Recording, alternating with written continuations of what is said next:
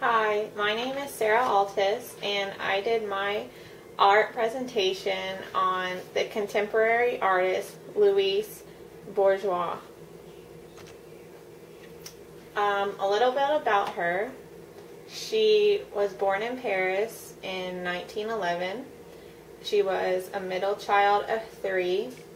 Her parents owned a gallery that dealt primarily in antique tapestries. In 1924, Louise's father was having an affair with her English teacher and her nanny. Her mother knew about the affairs but turned the other way at them. As a child, Louise wrote about this in her personal diary. She studied mathematics at the Sorbonne, and soon after she switched to study fine arts at various places. A few of these are the École du Louvre, the Académie des Beaux-Arts, and the Académie Julian and Adelaide Fernand Laguerre. She met her husband, Robert Goldwater, and he is an American art historian noted for his pioneering work in the field, then referred to as a primitive art. In 1938 at her print store that she owned. Soon after getting married, Louise and her husband moved to the U.S. to New York City, where she continued to study art. At first she started off as an engraver and painter, but by the 1940s she started to do sculpture work. And sculpture work is what she is most famous for. About Louise's work. Her work was greatly influenced by the influx of European Surrealist artists who immigrated to the United States after World War II. Bourgeois' early sculpture was composed of groupings of abstract and organic shapes, often carved from wood. By the 1960s, she began to execute her work in rubber, bronze, and stone, and the pieces themselves became larger and more referential to what has become the dominant theme of her work, her childhood. A famous statement from Louise is, "My childhood has never lost its magic, it has never lost its mystery, and has never lost its drama." The underlying themes in her work. The first one is childhood trauma and hidden emotion. After Louise's mother became sick with influenza, Louise's father began having affairs with other women. Louise was extremely watchful and aware of the situation. This was the beginning of the artist's engagement with double standards related to gender and sexuality, which also comes out in much of her work as discussed below.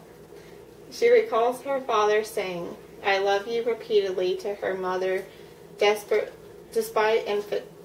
his infidelity. The second one is architecture and memory. Architecture and memory are important components of Bourgeois' work. Memory, which is featured in much of her work, is an invented memory about the death or exorcism of her father. The imagined memory is interwoven with her real memories, including living across from a slaughterhouse, visiting her father at the front, and her father's affairs. To Louise, her father represented injury and war, and belittlement of others, and most importantly, a man who represented betrayal. Her third underlying theme is sexuality and fragility. Sexuality is one of the most important themes in the work of Louise. The link between sexuality and fragility or insecurity is powerful. Some say that this is from her childhood memories and her father's affairs. A few of her most well-known pieces. This first one is called Destruction of the Father. It was made in 1974. It was made from plaster, latex, wood, fabric, and red light. It's a biographical and psychological exploration of the power, dominance of father and his offspring. It was the first piece in which she used soft materials on a large scale. It celebrates a childhood fantasy of slaying and consuming her dictatorial father at the supper table. Her second most well-known piece is called Man, which was made in 1999, and man is a French word for mother.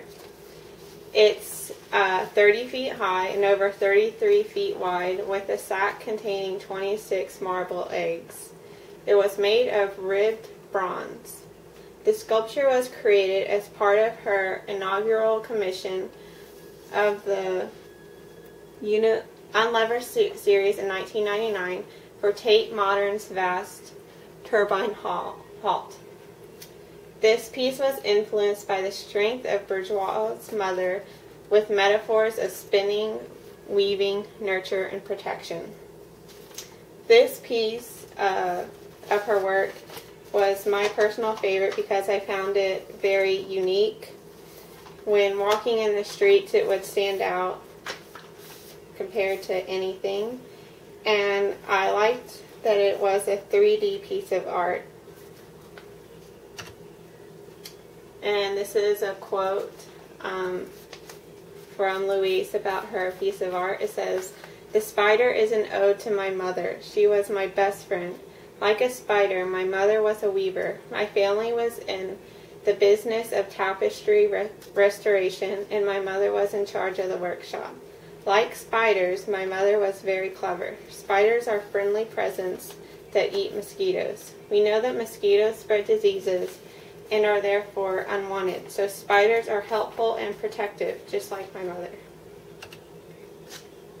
Her other well-known piece of art is called Cell, Eyes and Mirrors, and was made in 1989.